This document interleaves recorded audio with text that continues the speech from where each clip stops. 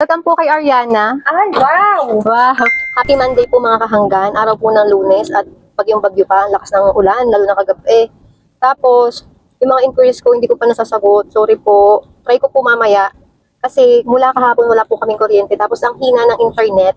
And then, sinesave ko po yung aking battery life. Kasi nga baka magkaroon ng emergency or matagal magkaroon ng power. Hindi sana ako mag-a-accept ng viewing ngayon. Wala naman ako talagang schedule. Saktong 9:30 ng umaga, nagkaroon ng kuryente. Biglang may tumawag dito sa WhatsApp. 9:35. Yan. So, ayoko sana sagutin kasi yung mga number lang or yung basta lang tumawag na wala kami conversation, usually mga parang naluloko, mga scammer or kaya parang nantitrip lang. Kaya hindi ko talaga sinasagot. Ewan ko, ba't bigla ko sinagot yung number na to, tumawag siya. Sabi niya, gusto niya raw mag-request ng viewing. Mukha naman siyang legit, tsaka hindi naman scammer. Tapos syempre may kasama naman ako lagi. Yan, pag mag-viewing, sige, samahan natin, wala naman tayong ibang schedule. At saka buti nagkaroon na rin ng power. Kasi kung walang kuryente, hindi ko din marireceive yung call niya. So after po nung aming viewing, sasagutin ko na po yung mga inquiries nyo. Sorry. Kung hindi man po ako makasagot, meron akong ginawang file.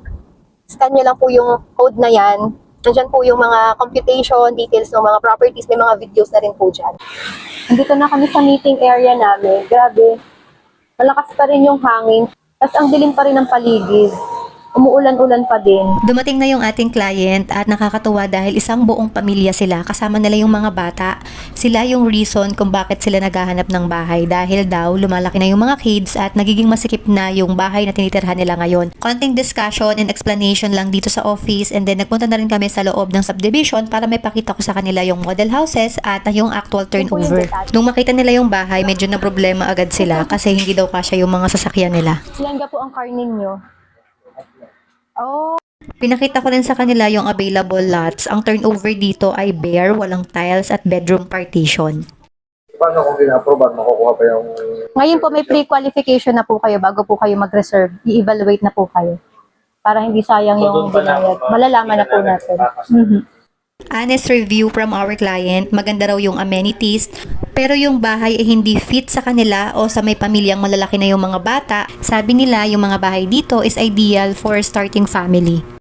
Naghanap pa sila ng option. Ang gusto nila along bypass road para accessible, going to hospital, to schools, at mabilis ang travel papuntang Metro Manila. Dahil gusto niya ng mas malaking bahay, kasya yung 3 sasakyan niya, complete ang turnover, at kasyang-kasya ang kanilang growing family, si Bel Air Villas ang inoffer ko sa kanila. Nagulat sila, may gantong subdivision daw pala dito sa may bypass road. Hindi kasi ito masyadong napapansin kasi nasa pre-selling stage pa lang siya. Tingnan nyo naman yung location, very accessible going to the bypass road. Malapit ito dun sa ginagawang Dabin at Barako Triangle sa part ng bypass road. From this aerial view, makikita nyo ang lapit lang ng SM Lipa. Ito yung vicinity map ni Bel Air Villas. Ito yung buong subdivision. And then, ito ay bypass road. Pag dumaan ka dito, exit ka sa may Ayala Highway, katapat na siya ng Medis Medical Center. So, madali na yung access mo going to Robinsons, sa Lasal, sa SM. This way naman, labas mo Inusluban. Makaka-access ka din going to Star Tollway. Papunta kang Manila, mas mabilis. And then this way naman, papuntang SNR. Malapit siya sa mga schools, University of Batangas, and meron tayong mga soon-to-rise business center na itatayo sa area. Yung gate na semento pa, yun po yung main gate natin. Ari po yung temporary access pa lang po natin. So, rin po siya, halos tumbukan din po siya ng bypass. Pre-selling ka lang. Pre-selling po. Meron po tayong Ariana at Audrey. Single detached po yan. 165 po ang minimum na lote. Welcome po kay Ariana. Ay, wow! Wow. It's a 10.9 million 2-story single detached with 4 bedrooms and 1 maid's room. 3 toilet and bath at kasya ang 2 sasakyan sa parking area. Lot area 165 square meter, floor area 165 square meter. Tatlong bedroom. Lalaki ng room. Sa baba na kayo magbe-bedroom. Doon pa rin. May balcony. Tinignan din namin yung isang model house, si Audrey, 2-story single detached with lot area of 165 square meter and floor area of 138 square meter. Meron siyang 4 bedrooms, 3 toilet and bath at kasya din ang 2 sasakyan sa parking area. The total selling price is 9,028,000 pesos. Pagkano nga ang equity ng sa kabila?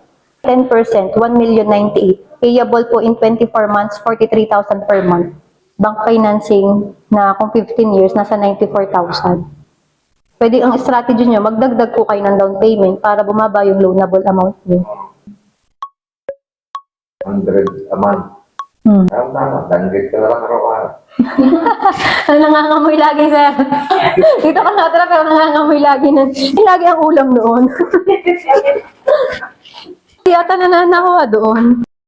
Ang natitipuhan nila ay aring si Ariana. Bumalik ulit kami for the second look. Kung sakaling bumili sila dito, sila yung first client ko dito sa Bel Air Villas. Kakatapos lang ng house viewing namin. Yung client kasi naghahanap siya ng mas malaking bahay pero nasa bypass road. Kaya ito yung pinakita kong subdivision sa kanila. Una si Idesha, kaya lang medyo naliitan daw sila dun sa bahay. Kaya naisipan kong dalhin sila dito sa Bel Air. Ito yung mga bahay dito. This is Ariana, 10.9 million.